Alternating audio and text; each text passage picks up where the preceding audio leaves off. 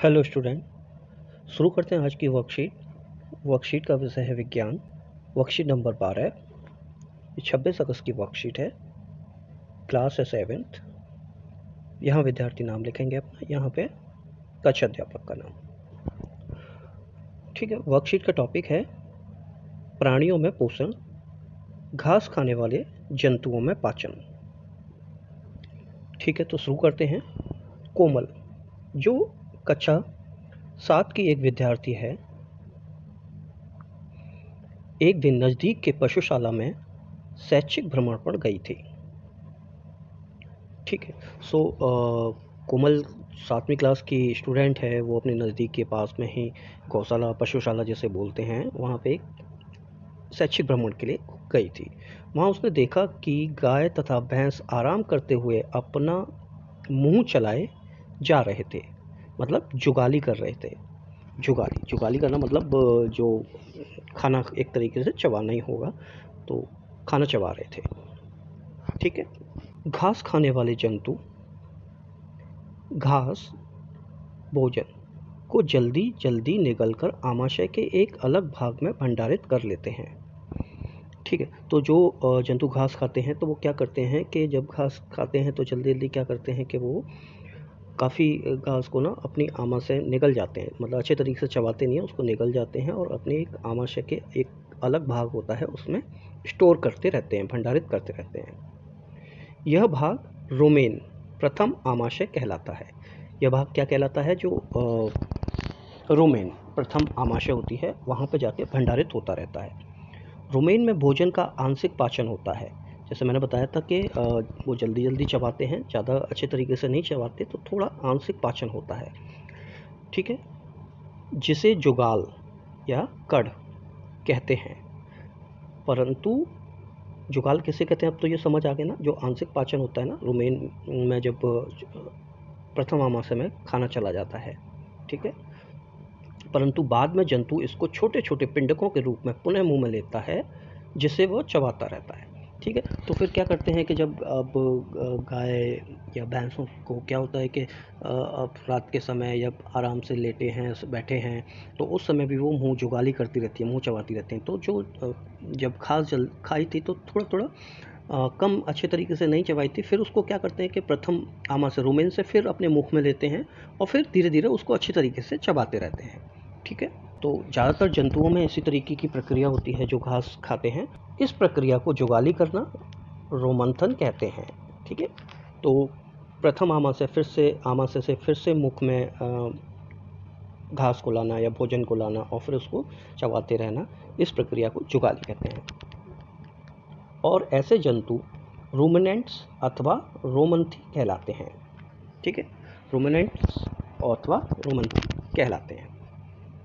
अब जैसे कि गाय हो गई, भैंस हो गई, हॉर्स हो गए, मतलब घोड़ा हो गया, ऊँट हो गया, तो ये खाते हैं उस समय कम भोजन, मतलब ज़्यादा भोजन अच्छे तरीके से नहीं चबाते, उसको अपनी प्रथम आमाशय में स्टोर कर लेते हैं, फिर आराम से बैठ के कहीं धीरे धीरे जुगाली करते रहते हैं उस खाने की। ठीक है।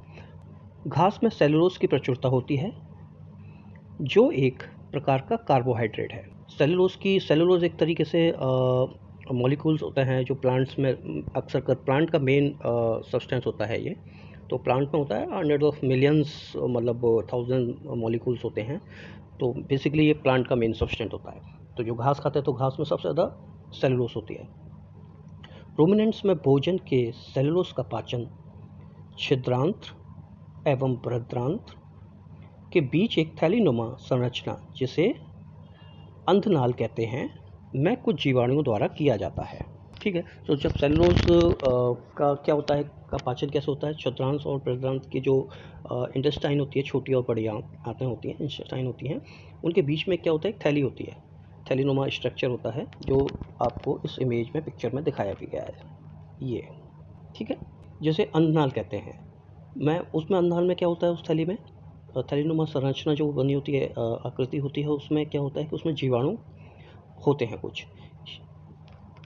ठीक है। बीच में एक थैलीनुमा संरचना, जिसे अन्नाल कहते हैं, में कुछ जीवाणु द्वारा किया जाता है। ठीक है। तो सेलुलोज का पाचन क्या करते हैं कि अगर ये जीवाणु नहीं होंगे तो सेलुलोज पचेगा ही नहीं। ठीक है। उसका पाचन नहीं हो पाएगा, डाइजेशन नहीं हो पाएगा। ठीक है। अब जैसे हम आगे बढ़ें, ये जीवाणु मनुष्य के आहार नाल में अनुपस्थित होते हैं, इसलिए मनुष्य को सेलुलोज को पचा नहीं सकता। ठीक है, जैसे कि सिर्फ और सिर्फ सेलुलोज को जो प्लांट्स खाते हैं वही पचा पाते हैं। मनुष्य की जो आहार नाल होती है, यानी कि जो इंटेस्टाइन होती हैं, उसमें ये जीवाणु नहीं होते हैं, तो इसीलिए मनुष्य क्या घास को खा नहीं सकता, पचा नहीं पाता है ना। तो अब जल्दी से प्रश्न ले लेते हैं। प्रश्न 1, रोमेन किसे कहते हैं? तो रोमेन के बारे में आपने यहाँ पे पढ़ा ही था। अब ये रोमेन के बारे में यहाँ पे है, यहाँ से आप लिख सकते हैं प्रश्न नंबर 1 का आंसर, ये 1 का आंसर यहाँ से हो गया। घास खाने वाले जंतु घास को जल्दी जल्दी निगलकर आमाशय के एक अलग भाग में भंडारित कर लेते हैं। यह भाग रुमेन अथवा प्रथम आमाशय कहलाता है। यहाँ तक आप लिख सकते हैं। प्रश्न 2, रुमिनेंट के 3 उदाहरण लिखिए। मतलब रुमिनेंट्स कौन होते हैं?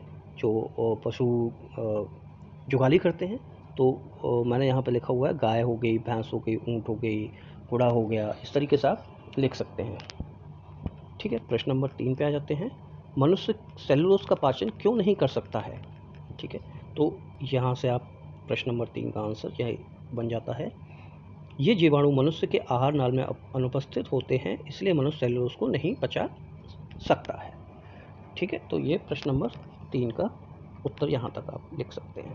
ठीक है, प्रश्न नंबर 4 पे आते हैं। रिक्त स्थान भरें। घास में मैंने यहाँ लिखा हुआ है सेलुलोज की प्रचुरता होती है, ऊपर दिया भी गया था ये सेलुलोज, जो एक प्रकार का कार्बोहाइड्रेट होता है, कार्बोहाइड्रेट है। जंतु जो जुगाली करते हैं, ये खाली जगह थी यहाँ पे, रुमिनेंट्स या रोमंथी कहलाते हैं। ठीक है, तो ये ब्लैंक में आप खाली जगह में रुमिनेंट्स या रोमंथी कुछ भी लिख सकते हैं। ठीक है बच्चों, तो ये वर्कशीट यहाँ पे समाप्त होती है। सो वीडियो को लाइक करिए और चैनल को सब्सक्राइब करिए, जिससे आने वाली वर्कशीट की नोटिफिकेशन आपको टाइम से मिलती रहे। Thank you, have a nice day.